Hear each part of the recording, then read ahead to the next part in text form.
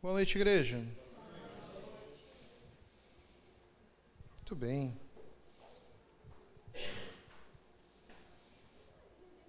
Se você quiser ir abrindo a sua Bíblia, a gente vai ver alguns textos hoje.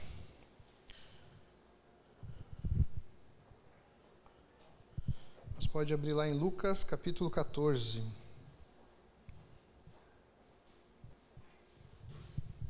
Amém? Amém. Nós vamos ler a partir do 25. Muito bem. Nós vamos seguir a nossa série.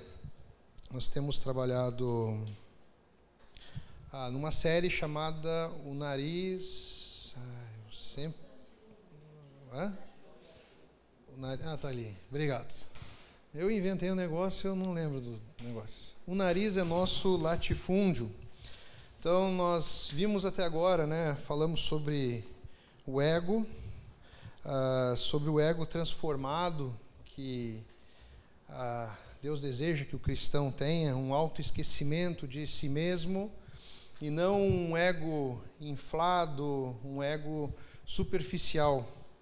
Nós falamos semana passada, sobre os donos da razão, aqueles que se acham donos da razão, e muitas vezes nós nos colocamos nesse lugar de acharmos que nós temos razão em tudo, e até mesmo nós nos colocamos diante de Deus, como detentores dessa razão.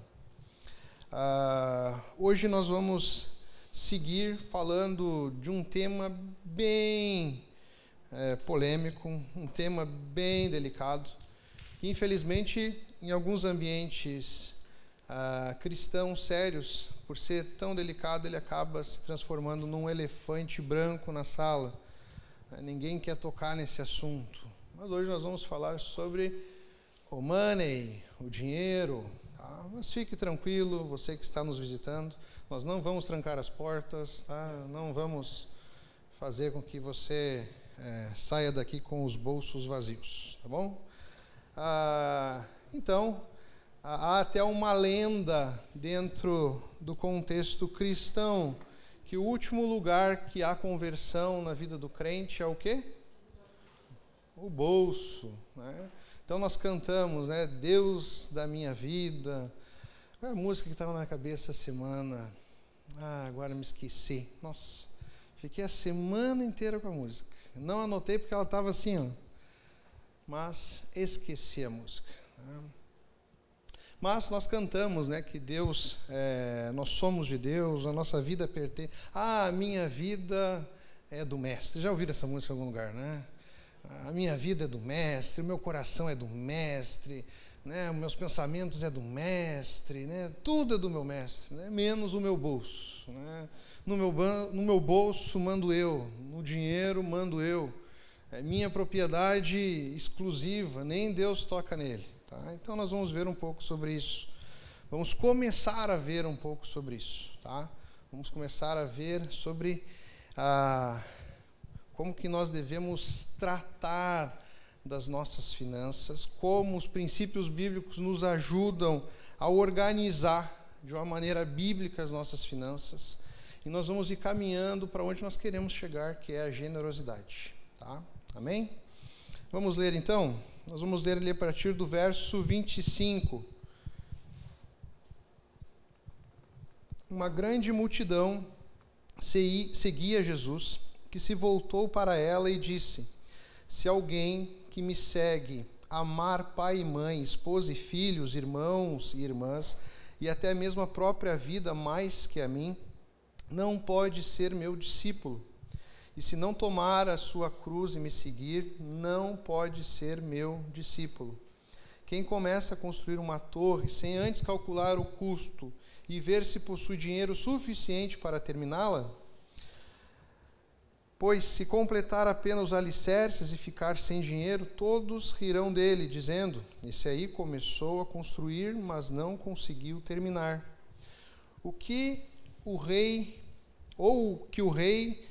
Que rei iria à guerra sem antes avaliar se o seu exército de 10.000 poderia derrotar os 20.000 que vêm contra ele?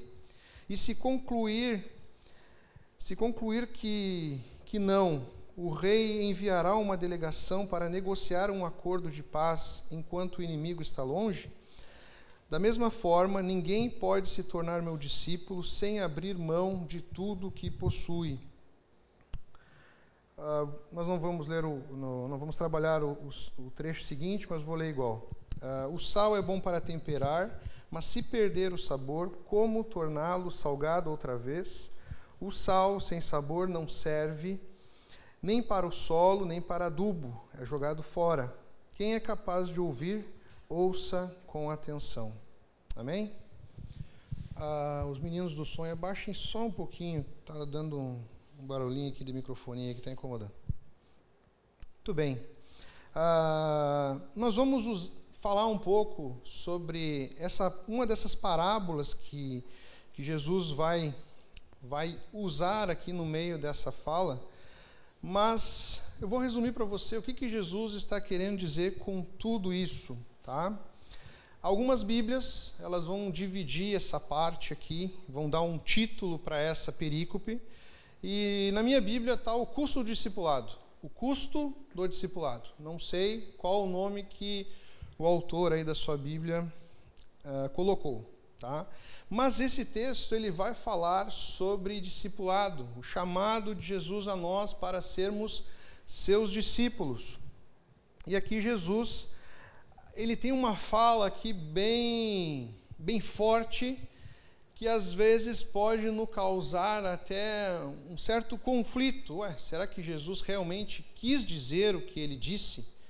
A minha versão é um pouco mais amena. Ela vai dizer aqui que se alguém que segue a Jesus, amar pai e mãe, esposa e filhos, irmãos e irmãs, ou até mesmo a própria vida mais que a Jesus, não é qualificado para ser discípulo de Jesus. Algumas versões vai dizer ali, se alguém não está disposto a odiar pai e mãe. Alguém tem essa versão aí? Então, mas o que Jesus está querendo dizer com isso? Se na Bíblia ele mesmo vai trabalhar princípios que vão nos fazer amar os nossos familiares, a nossa família, a nossa esposa, filhos. O que Jesus está querendo dizer? Agora ele diz que nós temos que odiar ou amar menos os nossos familiares? Não é isso que o texto está querendo dizer. Jesus está querendo dizer que o amor a Ele deve ser maior que o amor até mesmo aos nossos familiares. Lembre-se de uma coisa, até as coisas boas da vida, presentes de Deus, como filhos, esposa, podem se tornar ídolos, podem roubar o lugar de Deus na nossa vida. Então, o que Jesus está nos ensinando aqui, que uma das qualificações para ser discípulo dele é a qualificação de estar disposto, se necessário, deixar para trás pai, mãe, filhos. Que a família não seja um empecilho ao você seguir a Jesus. Até mesmo o amor a nós mesmos. Lembre-se, por isso que nós trabalhamos, que o segredo para lidarmos com o nosso ego e encontrarmos a nossa identidade em Cristo é o autoesquecimento das nossas vontades e dos nossos desejos. E ele vai completar ali, e se não tomar sua cruz e me seguir, não pode ser meu discípulo.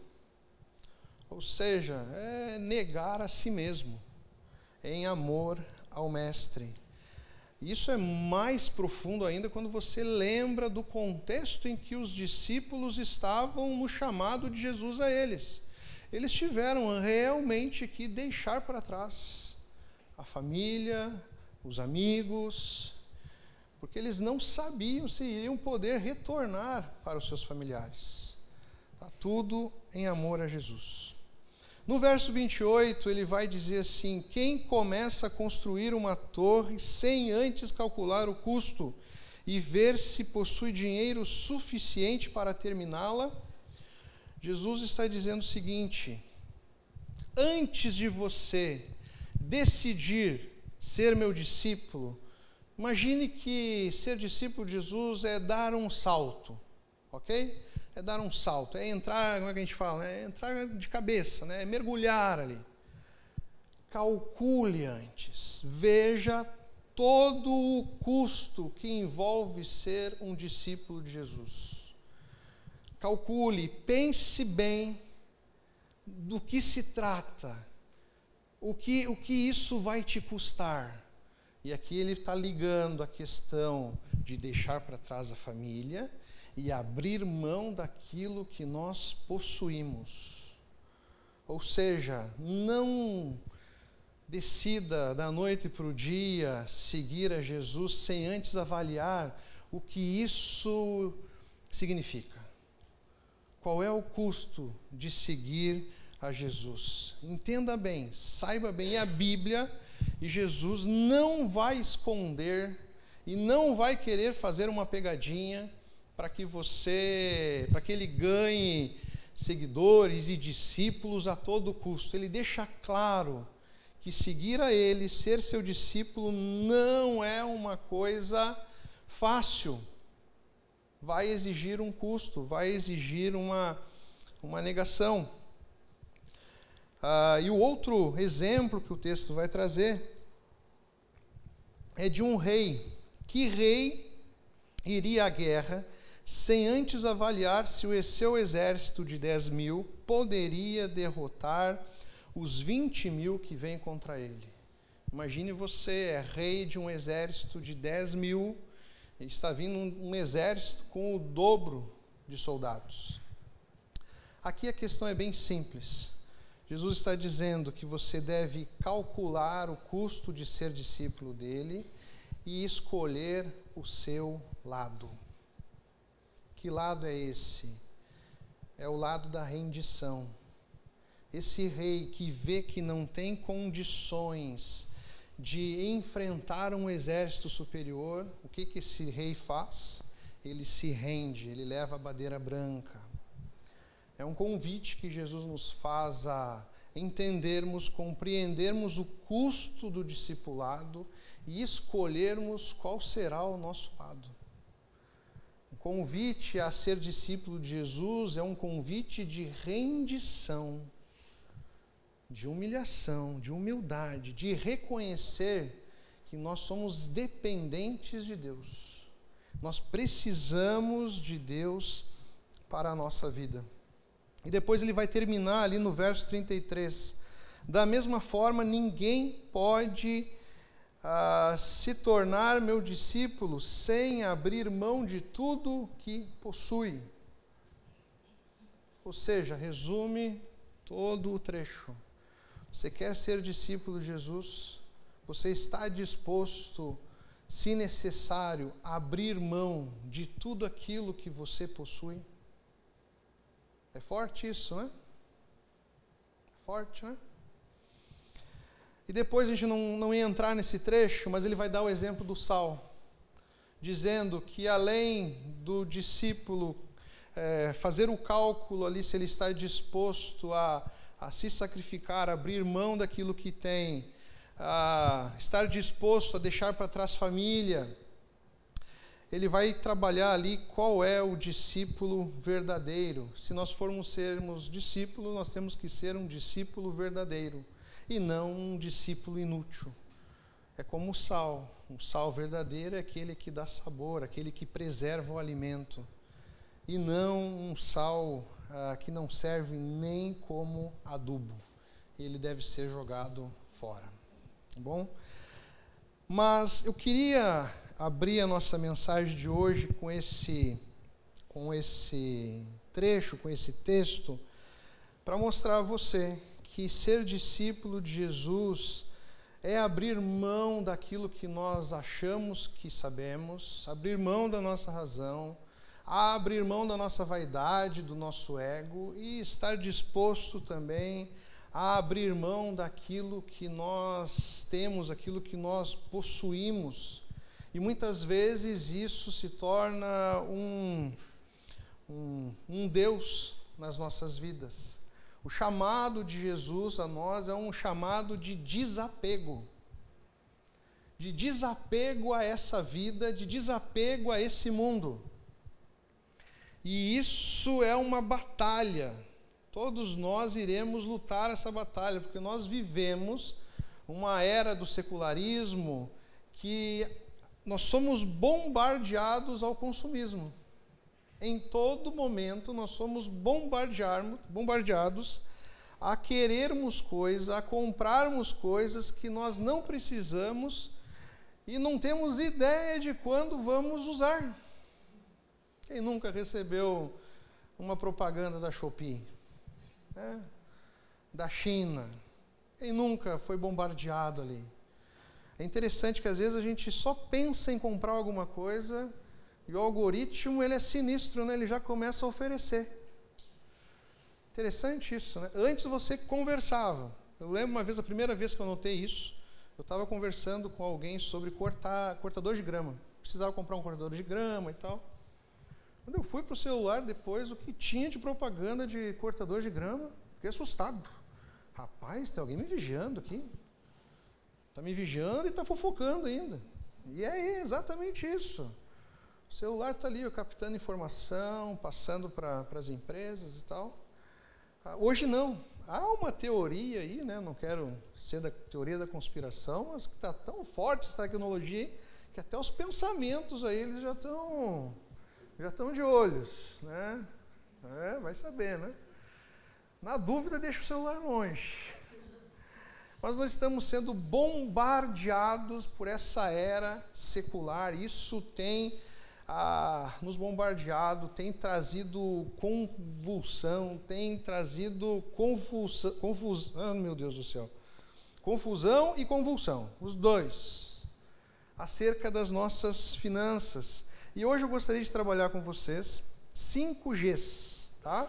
São 5 Gs, baseado aqui em princípios bíblicos, de como nós podemos administrar aquilo que nós possuímos, aquilo que Deus tem nos dado, de uma maneira bíblica e saudável, tá bom? E o primeiro G que a palavra de Deus vai nos ensinar é que nós devemos ganhar honestamente, tá? Provérbios 10:4 vai dizer que as mãos preguiçosas empobrecem, mas as mãos diligentes trazem riqueza. Então, a primeira coisa que a palavra de Deus nos ensina é que nós devemos trabalhar. Nós devemos ter gosto pelo trabalho, porque o trabalho nos é apresentado como um mandamento de Deus desde o Gênesis. Nós servimos e cremos em um Deus que trabalha. Ele trabalhou quantos dias? 6 dias e descansou um dia. Nós vamos ver inúmeros exemplos acerca do trabalho. Ou seja, o que significa ganhar honestamente? Parece até doido, né? A gente ter que reforçar isso, porque infelizmente nós estamos sendo bombardeados também com oportunidades ilícitas de ganhar o nosso pão. Então, nós precisamos buscar o fruto do nosso trabalho no trabalho honesto, aquele trabalho que dignifica o homem. Deus não se agrada de um lucro fácil e desonesto. Tá? Deus não se agrada de algo que você faça na desonestidade para obter lucro, ou que você vá atrás de um lucro fácil. Por que eu digo que nós estamos sendo bombardeados? Nós estamos aqui no Brasil vivendo a era das apostas, né? Eu vejo muito isso, eu gosto muito de futebol, eu vejo isso no futebol. Eu nunca vi tanta casa de aposta na minha vida. Uma vez eu contei num jogo de futebol, eu vi propaganda de 15 casas de apostas no mesmo jogo. E nem tinham todas as conhecidas ali. Você já deve ter ouvido falar aí acerca do jogo do tigrinho, né? Que mais tem empobrecido as pessoas do que enriquecido as pessoas. As pessoas têm se enganado, têm entrado ali movidos pela ganância e movidos pelo desejo de serem ricas. E aí que está. Você é livre para apostar, mas não convém você apostar. Porque você tem que entender que o que gera o pecado são os nossos desejos. E desejos ilícitos. Qual é o desejo que te move a apostar, a ir em busca de um dinheiro fácil? O que move? Um dos movimentos é o desejo por nunca mais trabalhar. E aí nós vivemos numa época também onde as pessoas têm amaldiçoado o trabalho, como se o trabalho fosse algo ruim, como se o trabalho fosse algo que envolvesse pecado, fosse pecado trabalhar. Então nós vivemos numa era aí da maldição do trabalho. Quero lembrar você que lá em 2 Tessalonicenses 3,10 vai dizer que tudo bem, você não quer trabalhar, tudo bem, mas não coma. Não quer trabalhar, não tem problema, mas não coma. Ao ir em busca desses desejos, em prol de uma riqueza, em prol de saciar desejos egoístas, vaidade, nós estamos descrendo da providência e do cuidado de Deus. Nós não estamos confiando que Deus irá prover aquilo que nós precisamos. Nós estamos preferindo confiar na sorte ou no azar. Às vezes, eu nem coloquei isso aqui, mas às vezes a gente tenta até justificar o fato de estarmos apostando. Eu sei porque eu já fui assim. Eu lembro uma época que eu estava viciado em loteria, principalmente o Loto Fácil, e ainda eu acreditava que ia ganhar. A lavagem cerebral foi completa. E para justificar o meu pecado, eu falava assim, não, se eu ganhar, eu vou abençoar muito a igreja. Eu vou investir em missões. Eu já ouvi muita gente justificando, falando exatamente a mesma coisa. O cara diz que se ganhar, ele vai investir o dinheiro no reino. Mas ele nunca dizimou, nunca deu uma oferta, nunca deu R$1.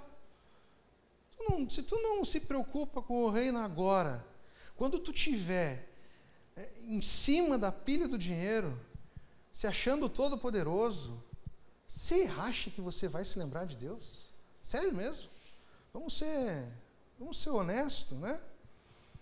Provérbios 13:10 vai dizer que o dinheiro ganho por meios ilícitos logo acaba. A riqueza conquistada com trabalho árduo cresce com o tempo. Interessante que eu já vi vários documentários acerca de pessoas que ganharam na loteria e em questão de pouco tempo, menos de um ano, elas ficaram sem nada. É impressionante isso. Quando nós estamos buscando de meios ilícitos para a nossa provisão, nós estamos vivendo uma vida de insatisfação, uma vida de falta de contentamento. Isso é fruto do secularismo. As pessoas vivem insatisfeitas e descontentes com o que têm e com o que possuem. E essas pessoas vivem murmurando. Estão sempre reclamando, como se aquilo que Deus tem dado, a provisão de Deus, não tem sido bênção e não tem sido suficiente para elas. Pastor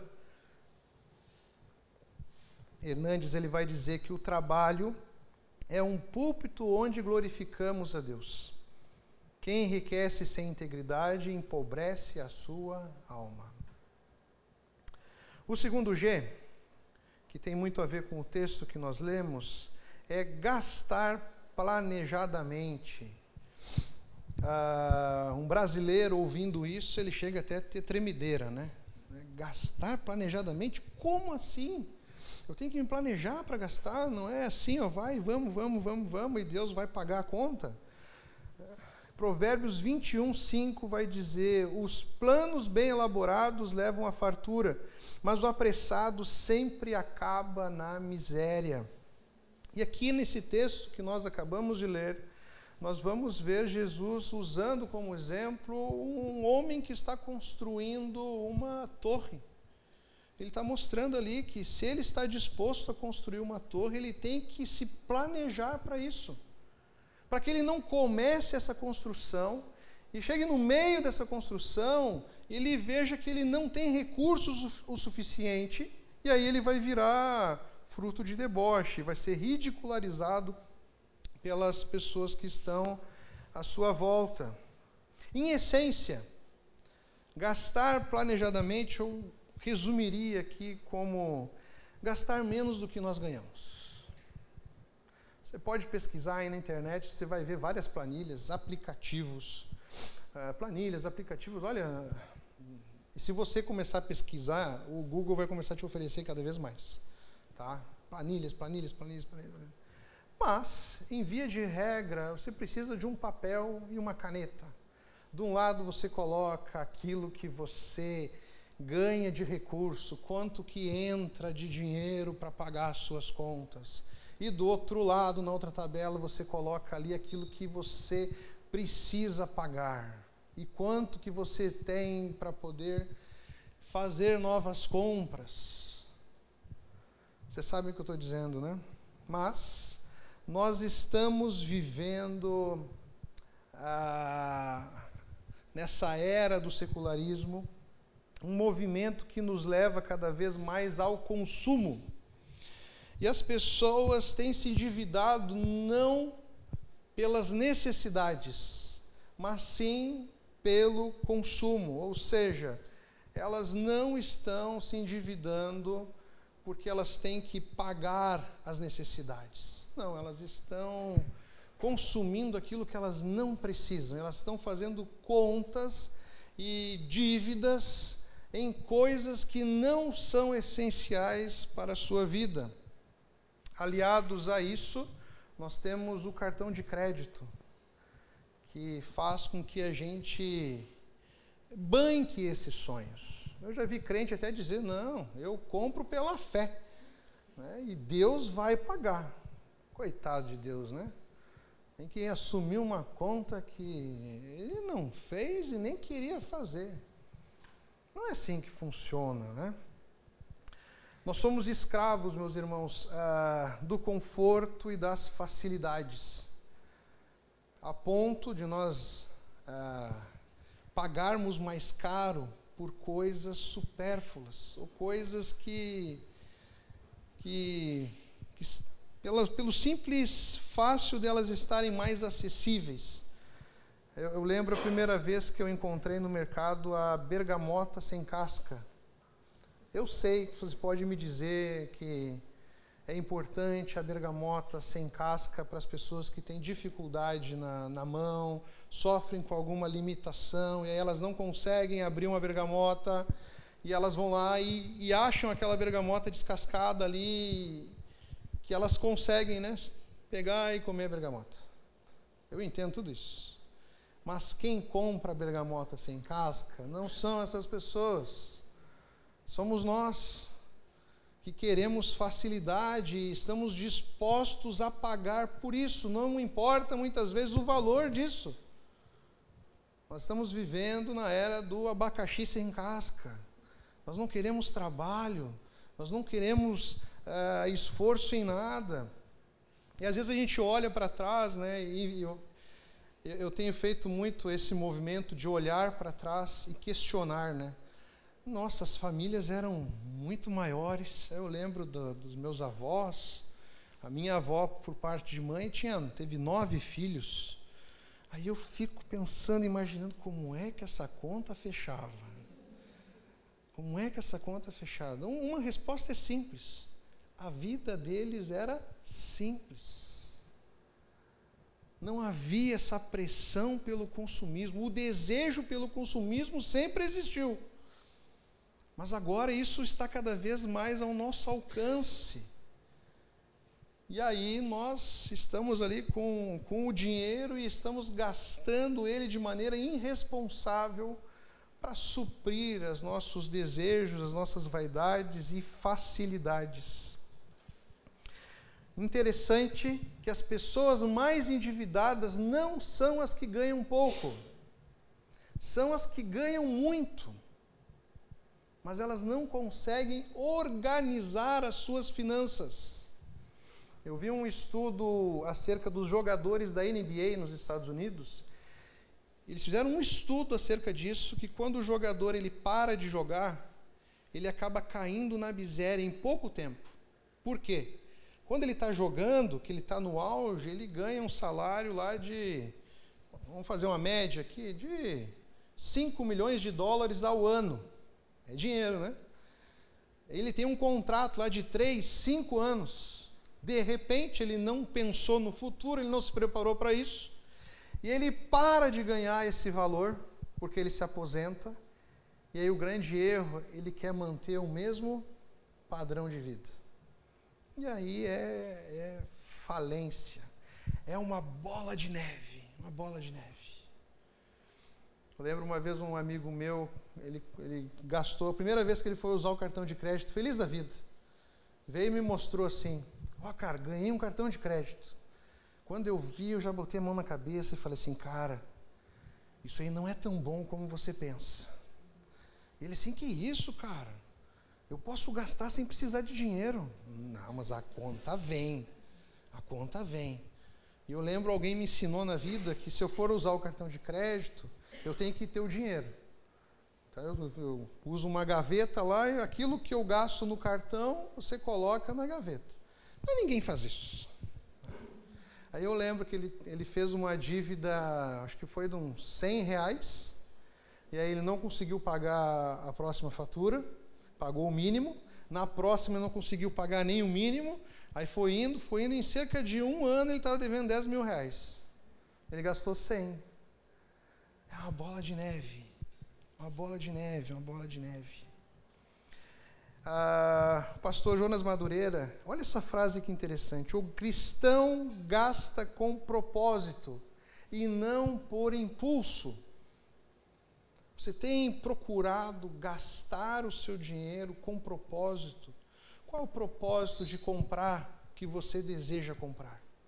Você está comprando pelo impulso e pelo desejo que isso gera em você? Tem gente que tem até um probleminha, né? O impulso de comprar, o ato de comprar meio que sacia uma ansiedade. Qual é a nossa motivação ao estar gastando o nosso dinheiro?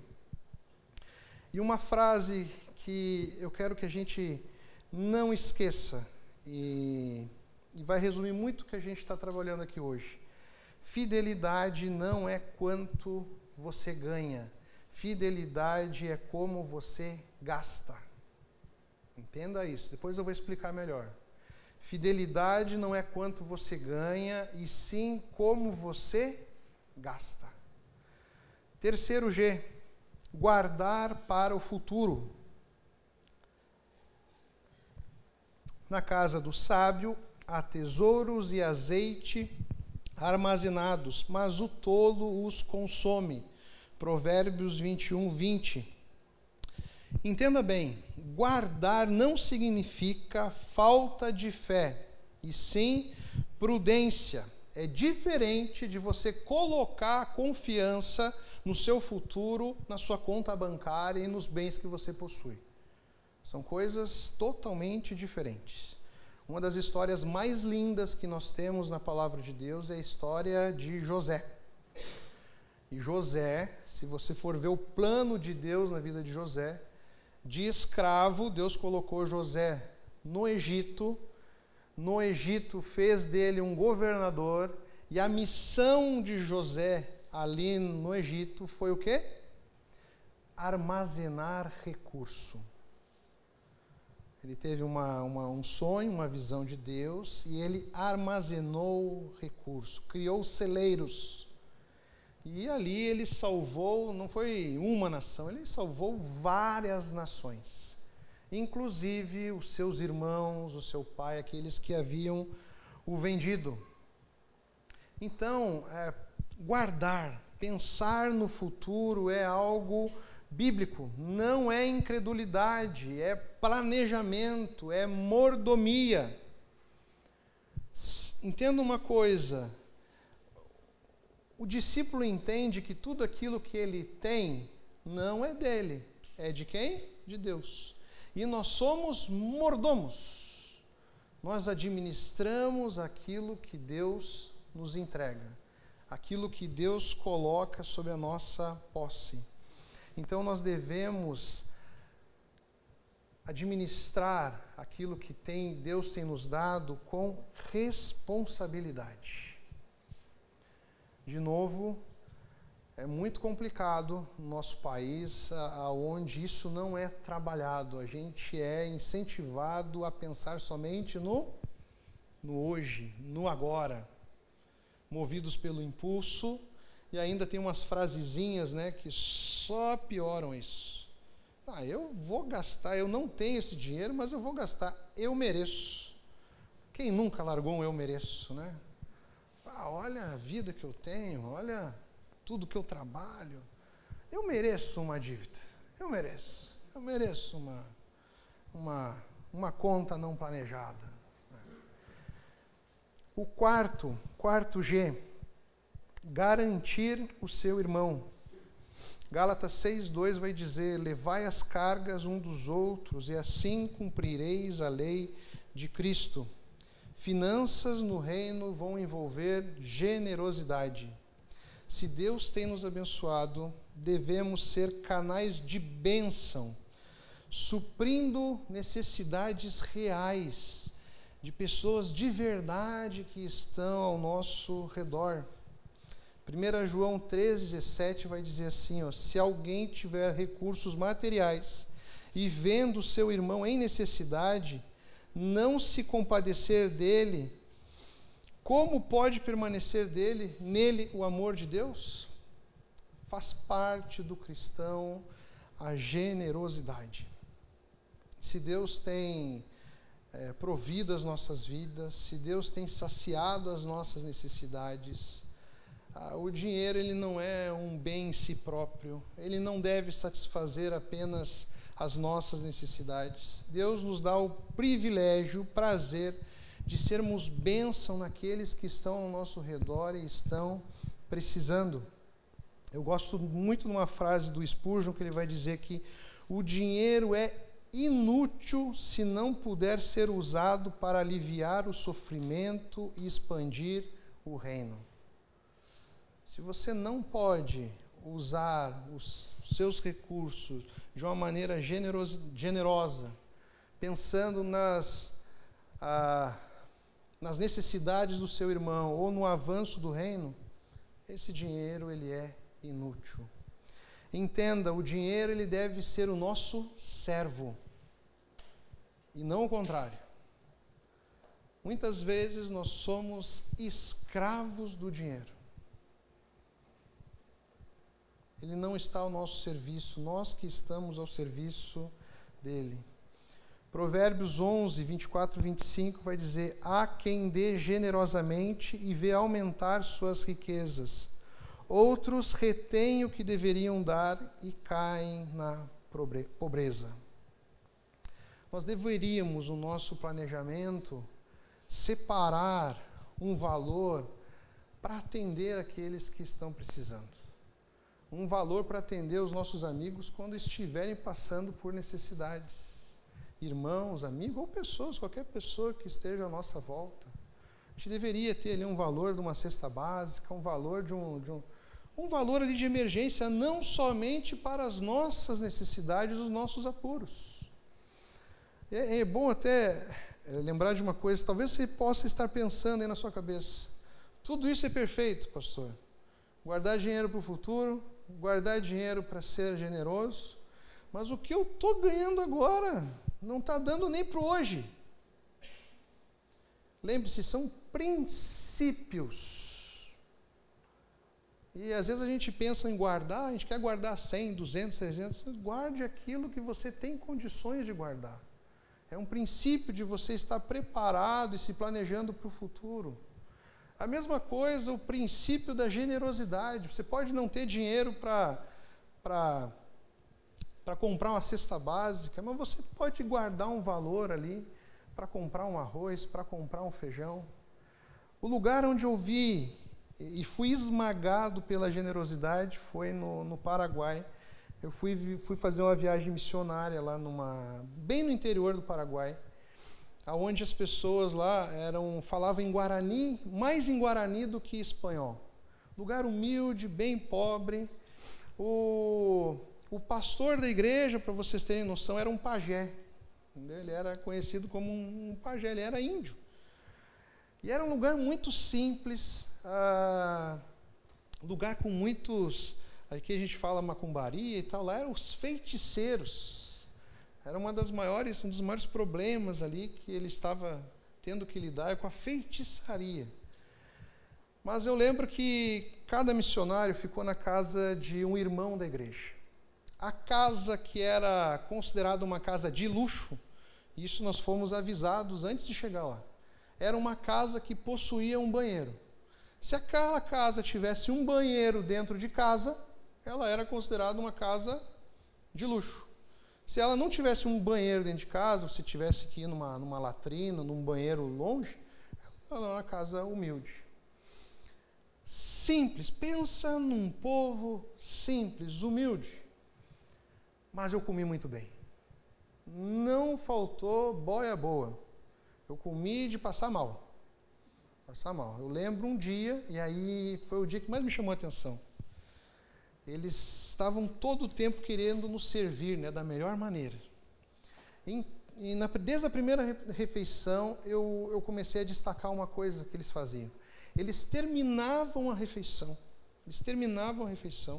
E a mulher ali, ela pegava as panelas, começava a juntar tudo que havia sobrado. Ela não guardava na geladeira, ela não deixava no forno. Ela juntava, vinha outra irmã, trazia mais um pouco. Eles faziam vários marmitinhas. E aí, de curioso, né, eu perguntei, por que vocês fazem isso? Qual é o objetivo disso?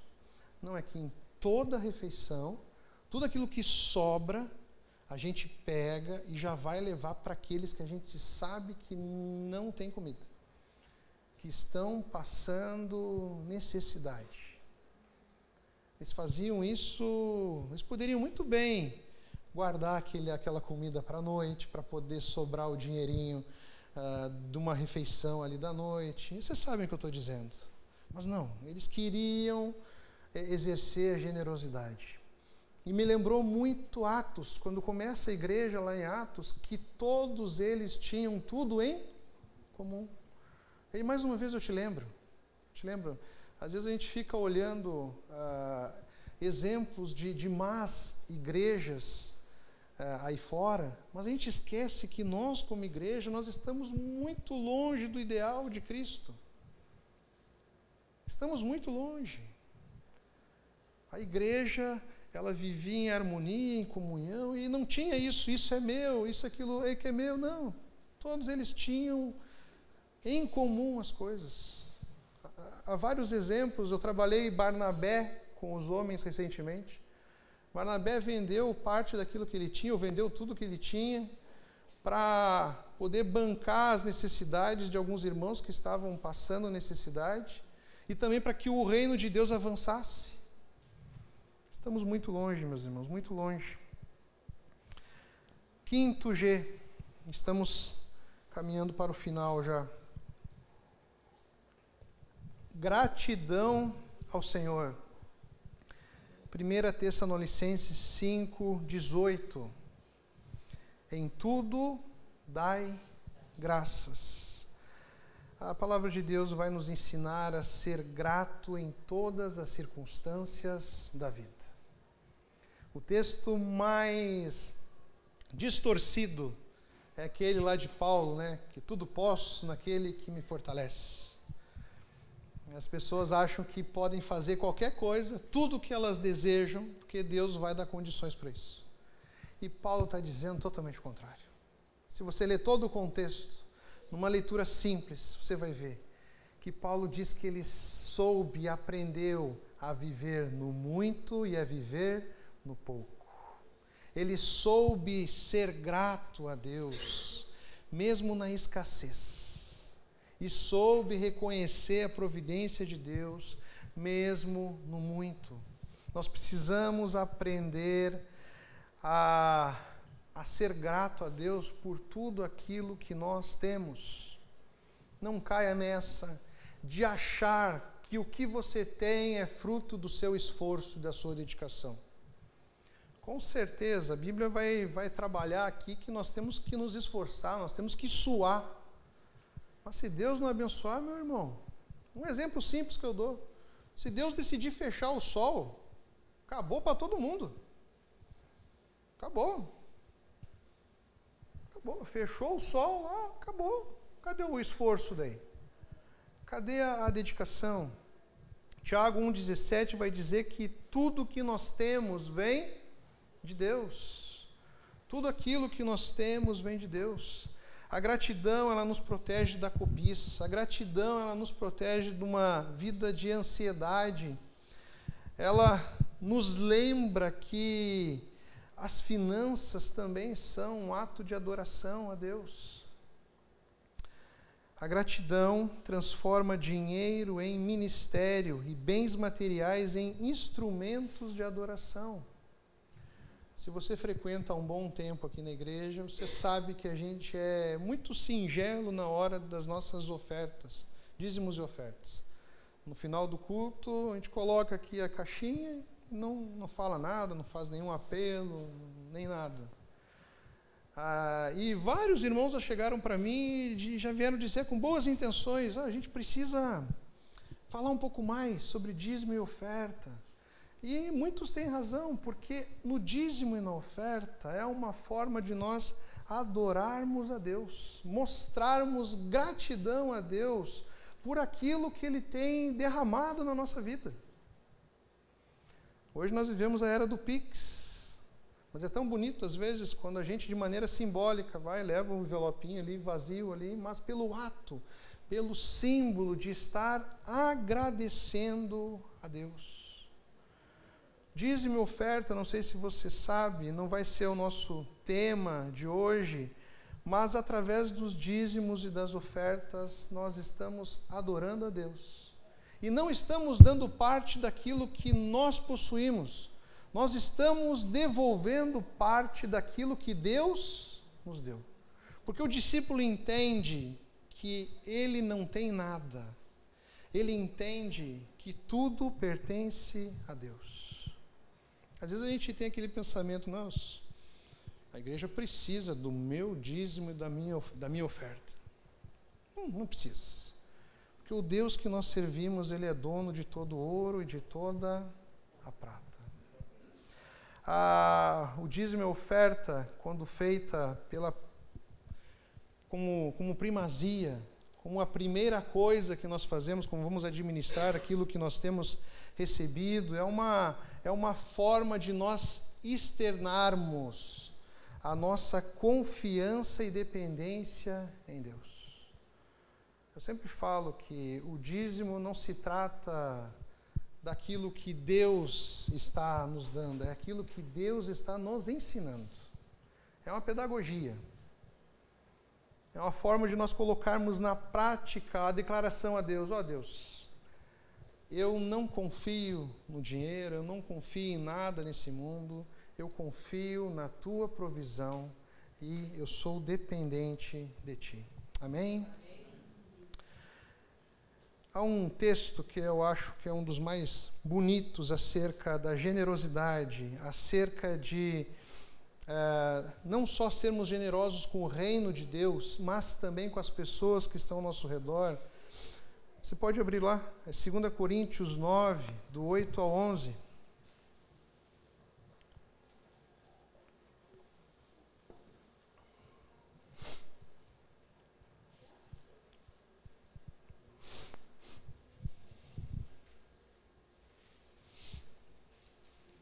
Segunda Coríntios 9, do 8 ao 11. vai dizer assim: Deus é capaz de lhes conceder todo tipo de bênçãos, para que em todo tempo vocês tenham tudo de que precisam e muito mais ainda, para repartir com outros. Como dizem as Escrituras, compartilha generosamente com os necessitados. Seus atos de justiça serão lembrados para sempre. Pois é Deus quem supre a semente para o que semeia e depois o pão para o seu alimento. Da mesma forma, Ele proverá e multiplicará a sua semente e produzirá por meio de vocês muitos frutos de justiça. Em tudo, vocês serão enriquecidos a fim de que possam ser sempre generosos. E quando levarmos sua oferta para aqueles que precisam dela, eles darão graças a Deus. O secularismo dentro das igrejas tem pregado que você tem que barganhar com Deus. Você precisa dar para Deus e Deus vai fazer prosperar, vai fazer com que esse valor que você tem dado, e muitos são movidos pela ganância. Um dos jargões que eu já ouvi aí fora: você não deve dar o dízimo daquilo que você ganha, você deve dar o dízimo daquilo que você quer ganhar. As pessoas enganadas e movidas pelas ganâncias caem numa ideia de que você tem que barganhar com Deus. Você dá e Deus multiplica e te enriquece. Entenda uma coisa: o que o texto está dizendo é que Deus já nos fez prosperar a fim de sermos generosos. Deus não te dá dinheiro para você enriquecer, viver para si mesmo, viver em serviço próprio, ou como o dinheiro fosse um fim absoluto. Não. Deus nos faz prosperar a fim de que sejamos generosos. É pensarmos no outro, é pensarmos no reino de Deus. Fidelidade não é quanto você ganha, e sim como você gasta. Na mesma ideia da secularização, dessa ideia de prosperidade, é propagado por aí que uma pessoa fiel é aquela que tem um salário muito alto. Porque se ela ganha bastante, é porque ela é fiel. Não tem nada disso. Fidelidade é provada a Deus na maneira com que nós gastamos os recursos que Ele coloca na nossa mão. É reflexão para nós hoje. Como que nós temos administrado os recursos que Deus tem colocado nas nossas mãos? Nós somos responsáveis por isso. Nós somos mordomos daquilo que Deus tem derramado na nossa vida. A nossa fidelidade é provada na maneira com que nós gerimos os nossos recursos. Nós somos fiéis e somos responsáveis pelos nossos gastos.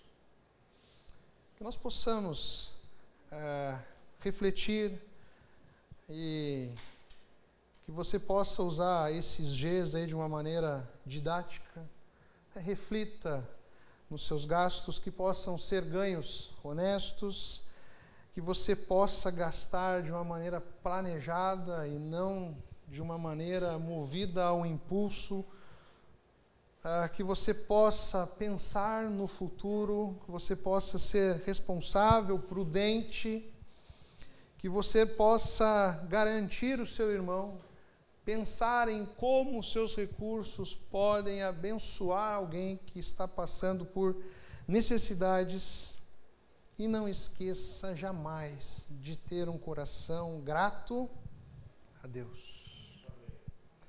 E que Deus possa usar aquilo que nós temos, assim como Ele usou as posses e os bens dos discípulos lá em Atos, que Ele possa nos abençoar nos nossos dias, para que através daquilo que Deus tem nos dado, a igreja possa crescer, avançar. Mais pessoas possam conhecer a Cristo, mais missionários possam ser enviados para o campo. Não sei se você sabe, mas nós temos de uma maneira administrativa, nós temos os nossos missionários aqui na igreja, né? Tem 2 plaquinhas lá de 2 missionários que nós ajudamos no campo. E a nossa meta no administrativo é que o que nós enviamos para os missionários sejam, no mínimo, os nossos 10%. Então, quanto mais a igreja crescer, mais nós poderemos investir no reino. Não em coisas, não em posses, não em vaidade, mas sim que o reino de Deus avance e que nós possamos ser instrumentos na mão do Rei. Amém?